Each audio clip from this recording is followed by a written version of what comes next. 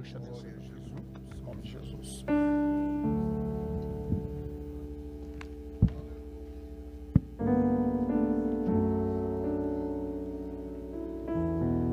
Eu quero saudar a igreja com a paz do Senhor Jesus.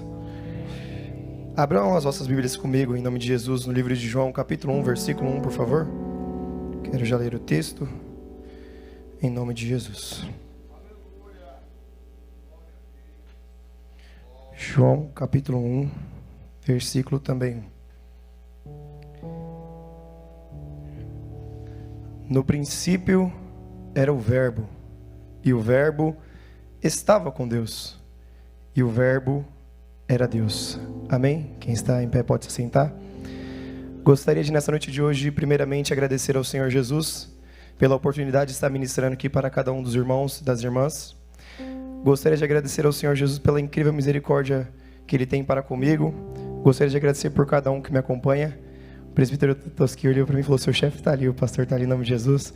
Gostaria de agradecer pela vida do pastor, em nome de Jesus, da congregação do Califórnia 1, a vida do Gui, a vida do Rodrigo Malta, do Lucas, do Jailson, da minha avó Ruth, da minha tia Cris, do meu pai, da minha mãe, da minha avó Ana, do Peter, do Vinícius, do Kaique, do Cauã, do Matheus, que está ali, que eu vi ele ali, em nome de Jesus, da Adriana, da Evelyn.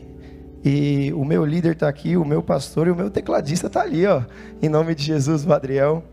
Eu quero que vocês sintam-se comigo aqui nessa noite de hoje. Quando o presbítero Tosqui, e agradecer a Deus pela vida da Rebeca, em nome de Jesus também, que através da vida dela, conheci o presbítero Tosqui, que é uma bênção. Quando foi me dada a oportunidade de ministrar aqui, eu perguntei para o Senhor Jesus, eu falei: Senhor Jesus, o que nós vamos ministrar? Porque em toda ministração minha, eu nunca ministro sozinho. Eu costumo dizer que se eu subir aqui em cima sozinho, eu serei envergonhado. De mim não vai sair nada, ao contrário. Mas o Senhor Jesus, Ele sempre ministra comigo, e eu sempre peço, oro, que o Espírito Santo ministre. E o tema que o Senhor Jesus, Ele me deu nessa noite de hoje é: quem é esse Jesus? Eu ouvi da boca do próprio Senhor Jesus falando no meu ouvido: quem é esse Jesus?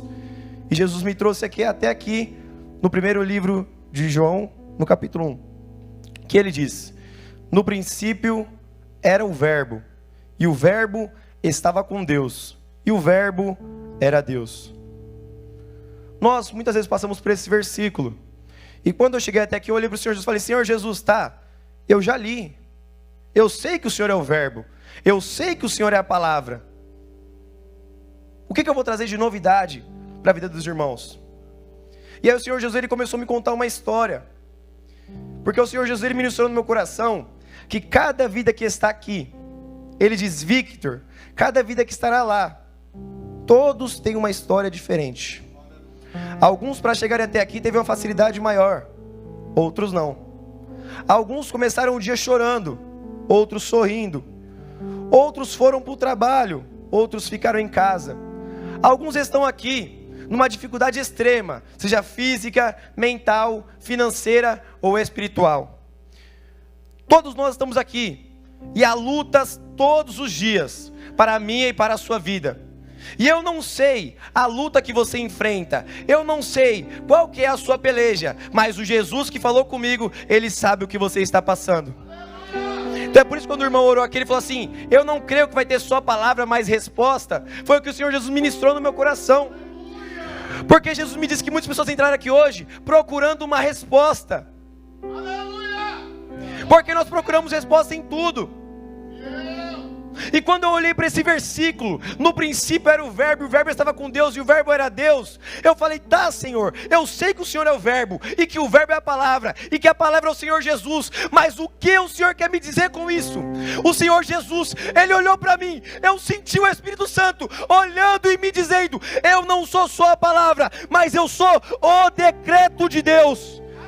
Eu não compreendi, Victor. O Senhor Jesus, Ele não é só a palavra na sua vida, mas Ele é o decreto para cada luta. O Senhor Jesus, Ele é o decreto em meio à tempestade, em meio à aflição, em meio ao choro. Ele é o decreto de Deus para a sua vida.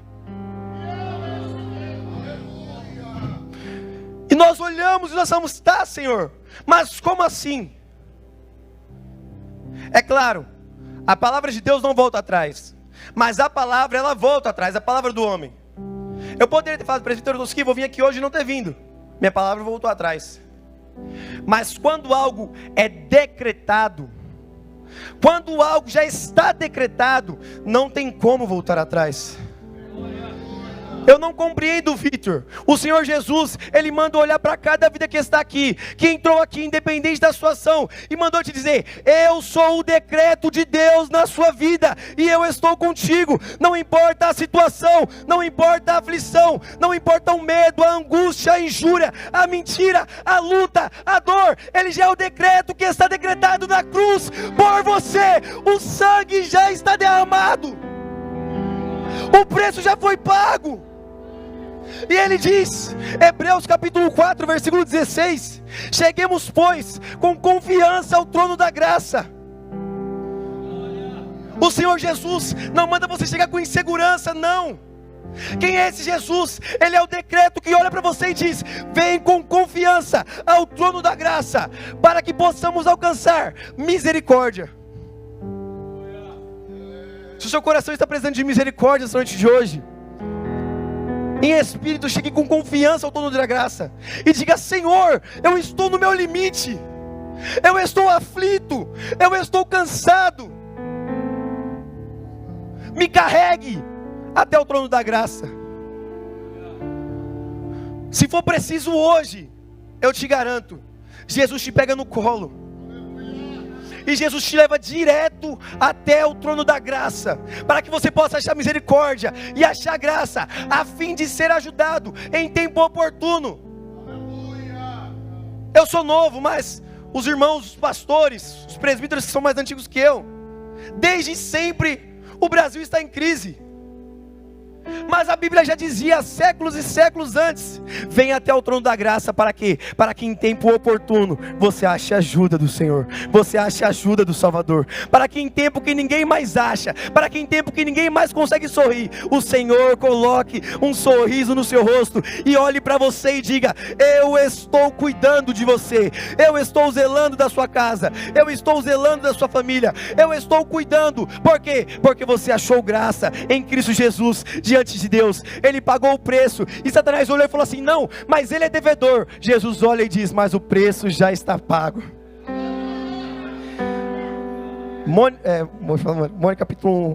João capítulo 1, versículo 4, em nome de Jesus. Bom, quem é esse Jesus? Nós acabamos de ouvir que ele é o decreto de Deus.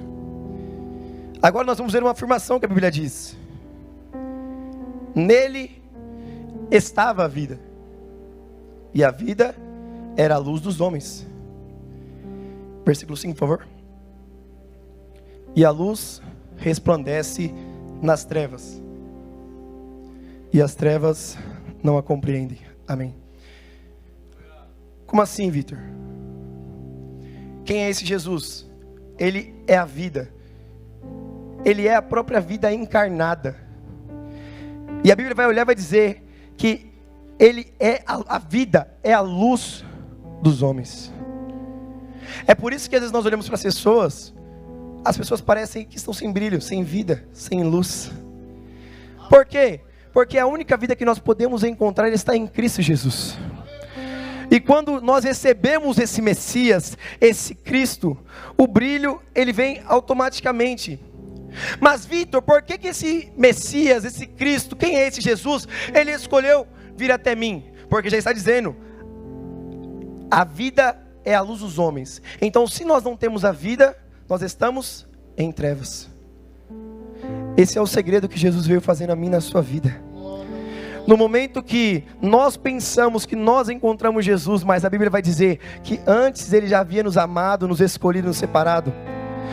Ele veio para mim e para a sua vida, para nos tirar das trevas, para tirar a nossa vida da escuridão, para tirar a nossa vida de situações que nós imaginávamos que estavam perdidas. E ele chegou e disse: eu brilho em você. Mas Vitor, a minha casa está perdida. Eu brilho na sua casa. Mas Vitor, eu estou devendo não sei o que. Eu brilho na sua vida financeira. Mas Vitor, a minha mente grita tanto que eu não consigo nem pensar. Eu sou o brilho na sua mente que conduz os seus pensamentos até o colo do Pai. Então por isso que se nós não tivermos Cristo, nós somos apenas um cadáver ambulante. É a verdade. Se nós não tivermos Jesus, nós somos apenas um cadáver esperando em direção a cair dentro do caixão e morrer. Por isso que nós precisamos dele. E muitas vezes nós não admitimos. Nós nos encontramos mediante as situações difíceis e nós olhamos e falamos assim: não, eu consigo, eu sou forte, eu sou batalhador. E a gente cai, se machuca, quebra a cara, e o Senhor olha para nós e diz: mas filho, eu estou aqui. Já volto nesse texto, mas João capítulo 1, versículo 12, a Bíblia vai dizer: mas a todos quantos o receberam, deu-lhes o poder de serem feitos filhos de Deus. Se você crê no nome do Senhor Jesus, cada um de nós que está aqui, se nós cremos no nome do Senhor Jesus, a palavra diz que nós somos filhos de Deus. Permita-me perguntar, quem aqui já é pai? O pastor, ele já é pai também, meu pai? Eu imagino que todos os pais, quando o filho era pequeno, já se encontrou mediante uma situação que o filho está tentando fazer algo e não consegue. Está tentando fazer algo e não consegue. E o pai está aqui olhando e falando: nossa, mas é tão simples. Se ele pedisse a minha ajuda, já estava feito. Se você não entendeu, eu explico para você de novo. Tem coisas na sua vida que você está olhando e está falando assim: não, eu quero fazer, eu vou fazer, vai dar certo e dar errado. E o pai está olhando e está falando: mas se ele pedir para mim, já estava feito. Nessa noite de hoje, eu não sei o que está dando errado na sua vida, eu não sei qual a área, eu não sei o que se acontece, mas o pai está olhando para você e está dizendo: peça a mim que eu vou fazer. Por quê? Porque o que o pai mais quer ouvir é o filho pedir, é o filho clamar e dizer: pai, me ajuda, eu preciso do seu socorro. Nenhum pai quer ver o filho independente, não. Qualquer pai que ouve o filho falar assim: eu já sou maior, tenho 18 anos, eu cuido da minha vida. Eu imagino que deve ser uma dor no coração do pai, de saber que aquele seu bebezinho, aquele pequenino, ele já está se achando independente. Deus é da mesma forma. Todos nós aqui, sem exceção, a Bíblia diz que nós chegamos até Deus como crianças, que precisávamos de leite materno. Mas aí nós olhamos um dia e falamos: não, eu já consigo me virar sozinho. E aí o pai está olhando e falando: filho, mas eu nunca quis que você se virasse sozinho. Eu nunca quis que você fosse independente. Eu nunca quis que você fosse para longe de mim. Porque quanto mais perto do pai, mais o pai consegue ver a sua situação. É claro, Deus é onipresente, onisciente, onipotente, Ele tudo sabe. Mas a Bíblia vai dizer que se nós se achegarmos a Deus, Ele se achegará até nós. E logicamente, se nós se afastarmos de Deus, nós estaremos indo para mais perto de Satanás. Então Deus se afasta de nós. E permita-me dizer isso com a autoridade do Espírito Santo de Deus. Independente da sua idade, o pai manda olhar para cada um aqui e está dizendo assim: eu não quero o meu filho longe, eu não quero minha filha longe. O Senhor, Ele olha para você, pequenino e pequenina, e Ele diz: eu quero você perto. Independente do quanto você tenha crescido, do quanto você tenha amadurecido, eu quero você perto de mim. João capítulo 5, por favor, versículo 1, capítulo 1, versículo 5. E a luz resplandece nas trevas, e as trevas não a compreendem. Esse significado no grego de compreender é prevalecem, toma conta. Como assim, Vitor? A luz resplandece nas trevas, e as trevas não tomam conta dela, não se apossuem dela. Se você estiver na luz, além de você resplandecer nas trevas, a Bíblia diz que as trevas não te consumirão, as trevas não prevalecerão contra você, as trevas não terão controle sobre a sua vida. Então permita a profecia da sua vida: se você estiver no Senhor Jesus, eu profetizo que as trevas não terão poder contra a sua casa, contra a sua vida, contra a sua família, não terão poder contra o seu trabalho. O inimigo não vai ter poder para destruir o seu casamento, para apagar a sua família, para apagar o brilho que o próprio Espírito Santo colocou em você. Tá, Vitor, mas quem é esse Jesus?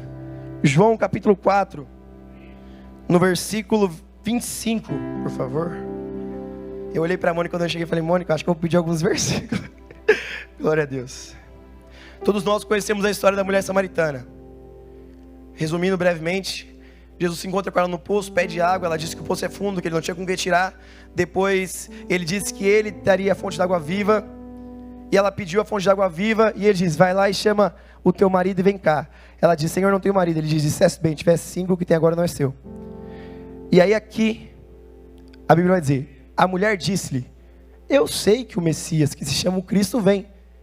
Quando ele vier, nos anunciará tudo. Próximo versículo, por favor. Jesus disse, eu sou, eu que falo contigo. Versículo 28, por favor. Deixou, pois, a mulher ao seu cântaro, e foi à cidade, e disse àqueles homens. Próximo versículo, por favor. Vinde e vede, um homem que me disse tudo quanto tenho feito. Porventura, não é este o Cristo?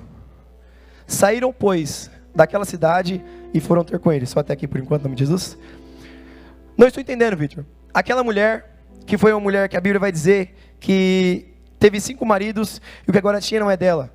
Uma mulher que talvez não, certeza, viveu numa frustração de vida, viveu sobre o jugo de julgação, sobre o jugo das pessoas apontando, acusando, difamando, mas um belo dia, no poço, ela tem um encontro com o Messias. E eu não sei como o coração dela estava, porque da mesma forma que eu não sei como o seu coração está nessa noite de hoje, mas o Senhor Jesus, Ele a conhecia, e Ele começa uma conversa com ela. Eu imagino ela perguntando, quem é esse? E eu, trazendo analogia ao texto, quem é esse Jesus? E ele começa a conversar, e ele diz, vai lá e chama os seus 5 maridos, vai lá e chama o seu marido. Ela diz, não tenho marido. Ele diz, disseste bem, porque tiver 5 e o que tem agora não é seu. E ela olhou e falou, nossa, ele está dizendo tudo que eu tenho feito, ele está falando tudo que aconteceu na minha vida. Só que o interessante é que nós olhamos para o texto e vemos que o Senhor Jesus não a acusou. O Senhor Jesus não olhou para ela e disse, não, eu sou o Cristo, mas tu é pecadora, se afasta de mim. Não. O Senhor Jesus, Ele se apresenta a ela e diz, eu sou o Messias. Como Ele não havia se apresentado para os fariseus, com essa autoridade, Ele se apresenta para uma mulher que estava na qualidade de pecadora. E Victor, o que essa pecadora faz quando ela encontra o Senhor Jesus? O que essa pecadora faz quando ela encontra a graça? A Bíblia diz que ela vai, larga o seu cântaro, vai à cidade e diz, não é esse porventura o Cristo? Pois me anunciou tudo o que tenho feito. Aquela mulher, quando ela encontra o Messias, ela deixa tudo que ela tem e vai à cidade e começa a anunciar, eu achei o Messias, eu achei o Cristo, eu achei aquele que haveria de vir ao mundo. Talvez alguém olhe para ela e pergunta, por que você está impressionada? Porque mesmo ele me falando tudo que eu tenho feito, ele não me acusou, mas ele disse, eu sou o Cristo. E ela sabia que o Cristo haveria de vir para salvar o mundo. Eu estou olhando para cada um aqui dizendo, o Senhor Jesus, Ele não veio para te julgar, mas Ele veio para te estender a mão e te dar um novo recomeço. Porque aquela mulher de pecadora, ela fez o serviço de missionária, começou a proclamar o Cristo, independente da vida passada dela. Ela olhou e disse, agora eu o encontrei. É isso que eu e que você, nós temos que fazer, é sair desesperadamente e dizer, eu encontrei o Cristo. Mas aí, a sua área sentimental, que tem 2 esposas, fala, não, mas você não pode. Mas você olha e diz, eu encontrei o Cristo, então agora eu andarei com Ele. A sua área financeira, que está em dívida e fala, mas crente, você vai virar crente agora, que você já fez tudo de errado, que você já fez tudo pior. E você olha para a sua área e diz, eu encontrei o Cristo, de tudo para agora é diferente. Daqui para frente a história muda. Olhe para a sua área, que está olhando para você e está dizendo, você não pode ser crente, porque todos nós temos uma área que olha para nós e diz, você não pode ser crente. Não, mas você tem muitos amigos no mundo, mas seus amigos são influentes. Não, mas você faz isso de errado. Mas você tem que olhar para ela e dizer, agora eu encontrei o Cristo, eu não quero saber o que ficou para trás, eu quero é esse Jesus. E o benefício de você ter essa ousadia é no versículo 40 do mesmo capítulo, por favor, não, no versículo 41, em nome de Jesus. E muitos creram nele, por causa da sua palavra, da palavra da mulher. Mas agora, vejam isso. e dizia à mulher: já não é pelo que disseste que nós cremos, porque nós mesmos o temos ouvido e sabemos que esse é verdadeiramente o Salvador do mundo. Eu não estou entendendo. Eu vou profetizar sobre a sua vida. Eu quero que você levante sua mão. Através do Jesus que entrou na sua vida, outras pessoas irão olhar e vai dizer: você me diz, mas agora eu sei que este é verdadeiramente o Cristo que haveria de vir ao mundo. A sua vida servirá de testemunho vivo para aqueles que olharam e não acreditaram. Mas Jesus chegou, e Jesus chegou para mudar a minha e a sua história. Glória a Deus.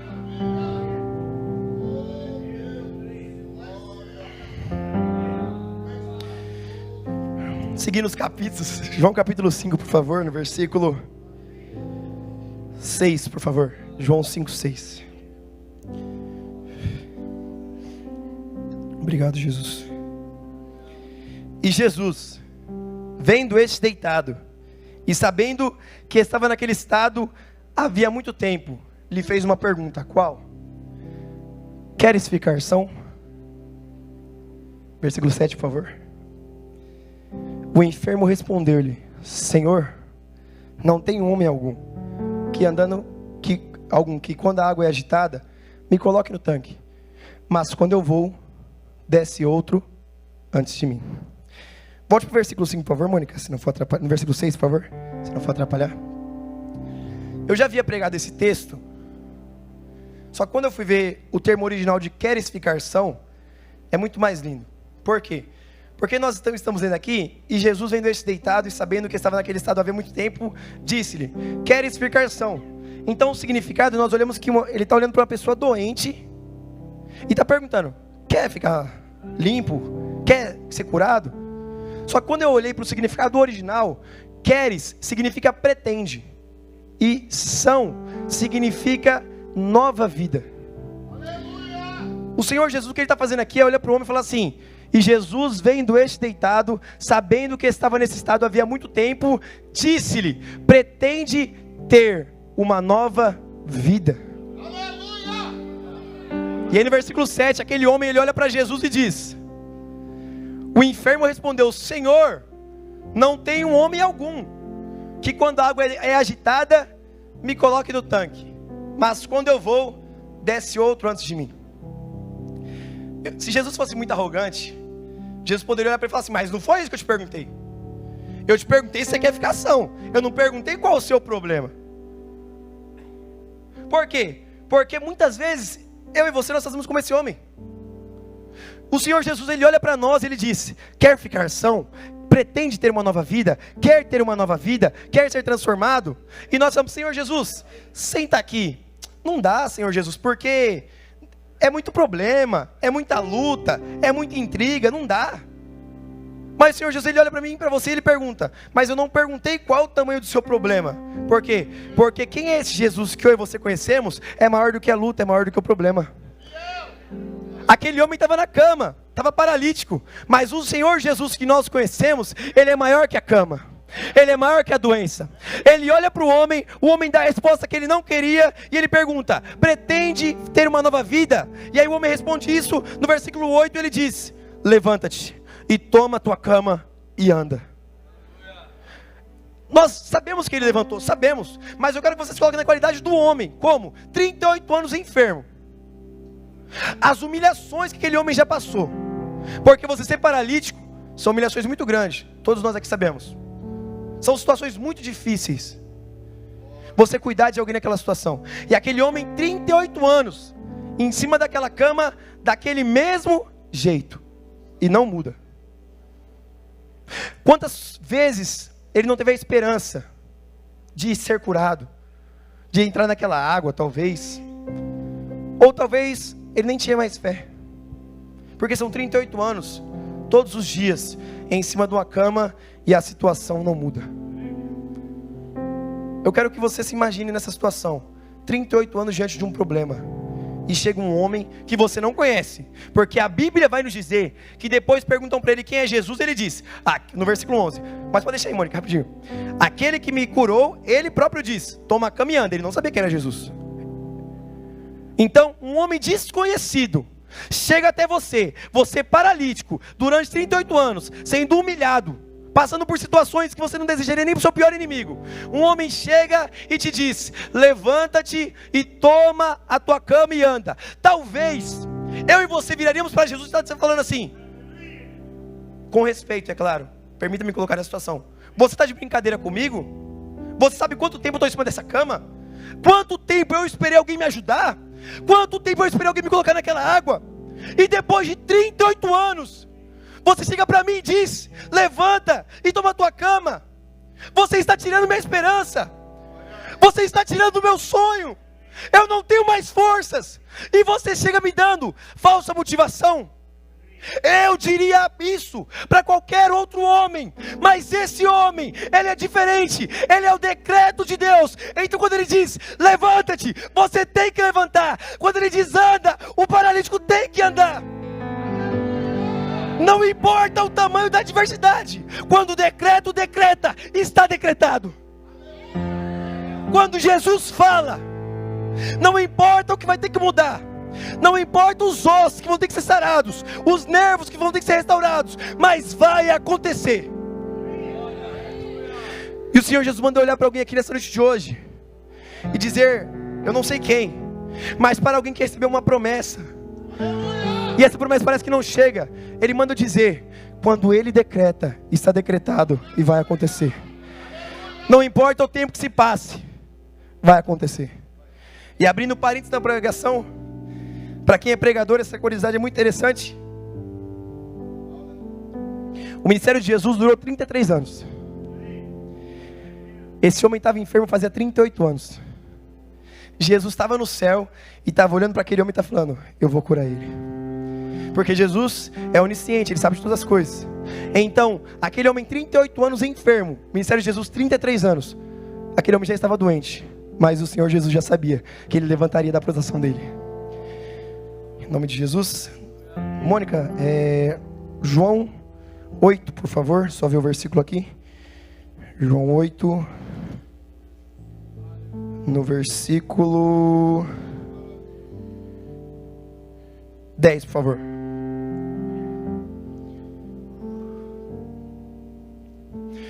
E endireitando-se Jesus, e não vendo ninguém mais do que a mulher, disse-lhe: mulher, onde estão aqueles teus acusadores? Ninguém te condenou? E ela diz: ninguém, Senhor. E disse-lhe Jesus: nem eu também te condeno.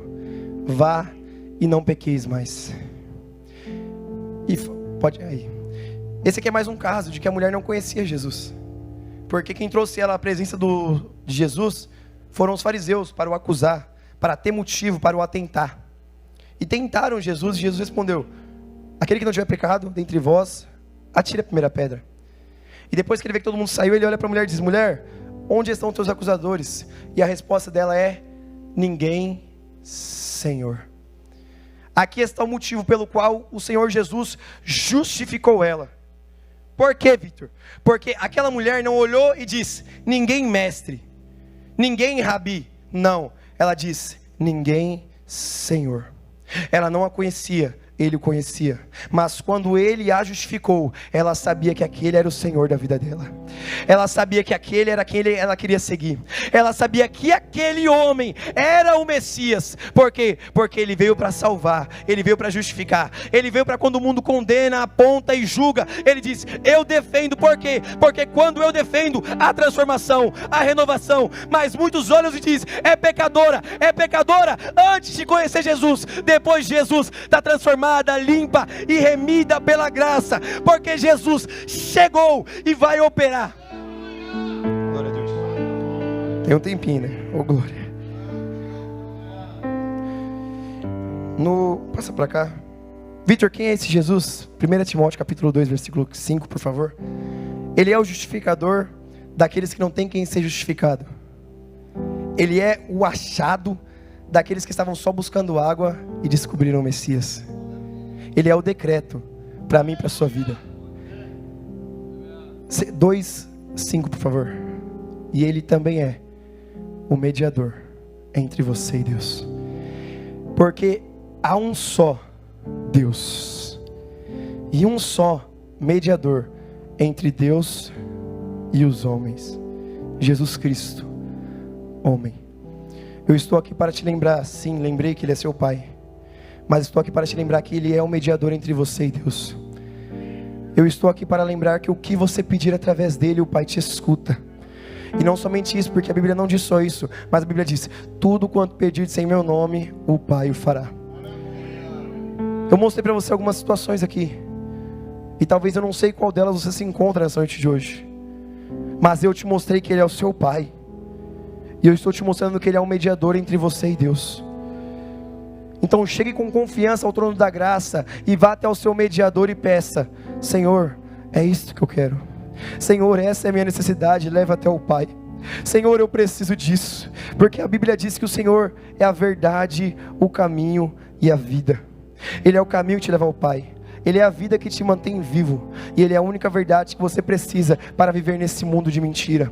Ele é um mediador, que quando você está cansado, e você não consegue ir até Deus, Ele olha para você e diz: eu estou aqui, para quê? Para mediar a sua conversa com o Pai. Diga a mim, que eu conto ao Pai. Diga a mim, que eu levo até Ele. Peça o seu milagre, que eu levo até Ele, para o Senhor Jesus te entregar. Eu não estou entendendo. Ele olha e diz: eu medio para você o que você não consegue mediar, eu trago até você o que você não consegue fazer, e eu realizo na sua vida o que ninguém mais consegue realizar.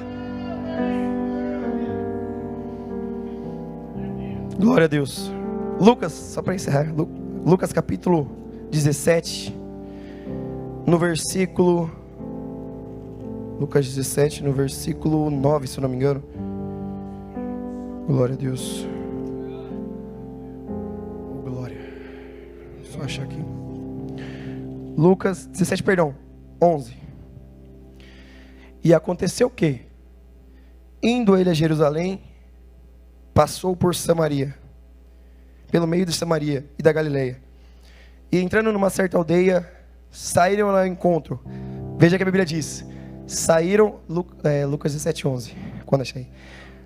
Saíram-lhe ao encontro 10 homens leprosos, os quais pararam de longe.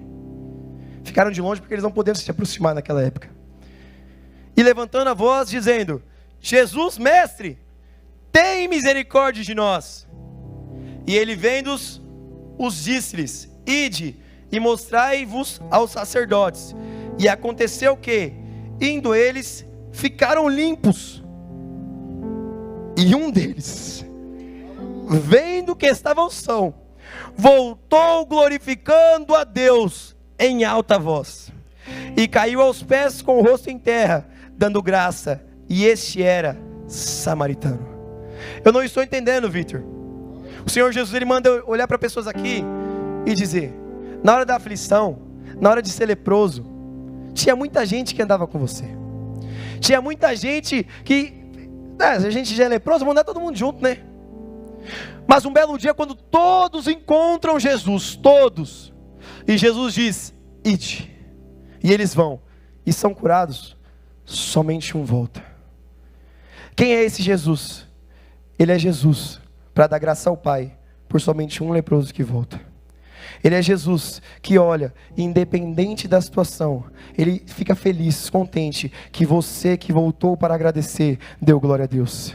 Ele se alegra quando você dá glória a Deus. Por quê? Porque antes você era leproso, agora não é mais. Antes você era enfermo, agora você não é mais. Antes você estava sujo, você estava manchado, você estava poluído, você estava cansado, e o Senhor Jesus, Ele olhou para você e Ele diz: filho, eu estou aqui para te limpar, para te sarar, para mudar a sua vida, para mudar a sua casa, para mudar a sua história. Ainda que todos não acreditem, Ele olha para você e Ele diz: eu estou contigo pela consumação dos séculos. Ele é o seu Pai. E para encerrar, em nome de Jesus, que eu não gosto de passar do horário, João capítulo 15, se eu não me engano, João 15, 14. Não, João 15, 15, por favor. Já não vos chamareis de servos, porque o servo não sabe o que faz o seu senhor, mas tenho-vos chamado, Rebeca? Mas tenho-vos chamados amigos, porque tudo quanto ouvi de meu Pai, vos tenho feito conhecer. Não estou entendendo, Vitor. O Senhor Jesus, Ele não é apenas o seu Senhor, porque Ele é o seu Senhor. Ele não é apenas o seu Deus, porque Ele é o seu Deus. Deus não é apenas o seu Pai, porque Ele também é o seu Pai. Mas o Senhor Jesus, Ele olha para você e Ele diz: já não vos chamarei mais de servos, mas de amigo. Já não vos chamareis mais de escravo, mas de amigo. Eu estou aqui para te lembrar que nessa noite de hoje, você tem um amigo. Você tem um amigo no céu. Você tem um amigo sentado no trono. Você tem um amigo que subiu na cruz, que morreu por você. Você tem um amigo que te comprou, te lavou. Você tem um amigo que te justificou. Ele não é mais somente te chamar de servo, mas Ele é o amigo para partilhar a dor, para partilhar a aflição, o medo, a angústia. Ele é o amigo que em todas as situações fica com você. Quem é esse Jesus? Ele é o amigo. Eu peço que, com a permissão do presbítero, você se coloque de pé, por favor. Feche os seus olhos, por favor, todos de olho fechado. Coloque a mão no coração e louve a esse amigo. Ele é o seu amigo. Louve a esse seu amigo nessa noite de hoje. Permita que o Espírito Santo fale ao seu coração. Permita que o amigo fale contigo, em nome de Jesus. O amigo que eu encontrei me surpreendeu. Quando todos me deixaram, ele me acolheu e sarou minhas feridas, das algemas me livrou. Falei do meu dilema e me escutou. Lhe falei do meu passado e me perdoou.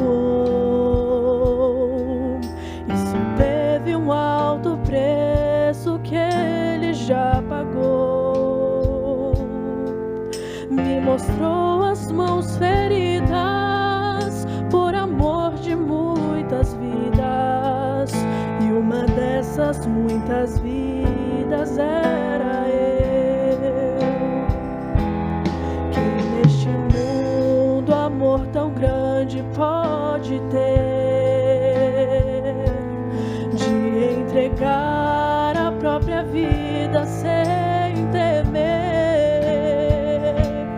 Quem já sentiu a dor de ser cravada em uma cruz, pagando pelos erros que não cometeu, e olhar nos olhos de quem tanto mal te fez,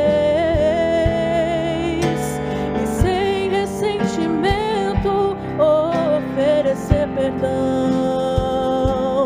Quem pode ser melhor amigo que o Senhor, que pelo servo a própria vida renunciou? Quem pode ser melhor amigo que o Senhor, que pelo servo a própria vida renunciou? Continue com seus olhos fechados rapidinho. Posso fazer oração, presbítero? Posso? Feche seus olhos em nome de Jesus, por favor. Feche seus olhos todos. Senhor Jesus, meu Deus e meu Pai, nessa noite eu quero te agradecer por cada vida que ouviu a Tua palavra, Senhor Jesus. Pai, eu te peço, Pai, toca neles essa noite de hoje, por favor, Jesus. Pai, você é o amigo deles, o Senhor é o amigo deles, meu Deus. Não vos deixe desamparados, não vos deixe sozinhos, Senhor. Por favor, Pai, vá de encontro à casa, vá de encontro ao coração, vá de encontro à família, vá de encontro aos lares. E Pai, que pelo resto do ano, pelo resto da vida, eles possam se lembrar dessa pregação e se lembrar que o Senhor é amigo deles, que o Senhor não os deixa, que o Senhor não esquece, que o Senhor não desampara. Senhor Jesus, Pai, aqueles que precisam de milagre, recebam agora. Pai, aqueles que precisam de bênção, bênção, recebam agora em nome de Jesus. Pai, que eles saiam daqui cheios da tua graça, do teu poder, da tua autoridade, e em nome de Jesus, toca neles, Pai, faz como o Senhor fez com aquelas pessoas, e assim, Pai, escuta o coração deles e vá de encontro a cada necessidade. Eu te peço e te agradeço, em nome de Jesus.